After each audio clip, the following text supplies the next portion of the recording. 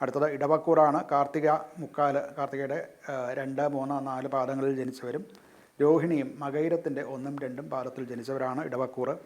ഇവരുടെ തൊഴിൽ അഥവാ ജോലി, പ്രൊഫഷൻ സംബന്ധിച്ച് ലഗ്നത്തിലാണ് സൂര്യൻ. മാറുന്നുണ്ട് ഉടനെ തന്നെ.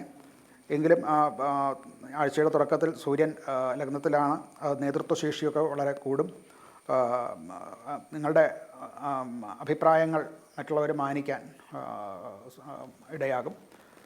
സഹപ്രവർത്തകരോ അല്ലെങ്കിൽ മേലുദ്യോഗസ്ഥന്മാരോ ഒക്കെ നിങ്ങളുടെ നേതൃത്വശേഷിയെ അംഗീകരിക്കുന്ന ഒരു സമയമാണ്. അനുകൂലമായിട്ടുള്ള പല വാർത്തകളും ബിസിനസ് സംബന്ധമായിട്ടുള്ളതാണെങ്കിലും പുതിയ സംരംഭങ്ങളും ഒക്കെ തുടങ്ങാൻ സാധിക്കും. അതിന് അനുകൂലമായിട്ടുള്ള സമയമാണ്.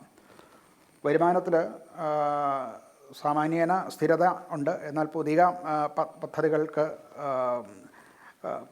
പദ്ധതികൾ ആലോചിക്കാൻ, പുതിയത് സംരംഭങ്ങൾ തുടങ്ങാൻ അനുകൂലമായിട്ടുള്ള സമയമാണ്. എന്നാൽ അത് സംബന്ധിച്ചുള്ള ചെലവുകൾ വളരെ കൂടുതലാകാതിരിക്കാൻ പ്രത്യേകം ശ്രദ്ധിക്കേണ്ടതാണ്.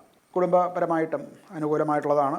ബന്ധുക്കളുമായിട്ടും സഹോദരന്മാർ അങ്ങനെയുള്ളവരൊക്കെ ആയിട്ട് നല്ല ബന്ധം നിലനിർത്താൻ സാധിക്കും. സന്തോഷപ്രദമായിട്ടുള്ളൊരു വാർത്തകൾ ചിലതൊക്കെ കുടുംബത്തിൽ നിന്ന് കേൾക്കാനും ഇടയാകും.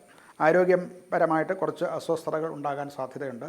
കഴുത്ത്, തൊണ്ട, ശ്വാസകോശം സംബന്ധിച്ചുള്ള അതുപോലെ കുറച്ച് വയറിന് ഉള്ള അസുഖങ്ങളും ഒക്കെ ഉണ്ടാകാൻ സാധ്യതയുണ്ട്.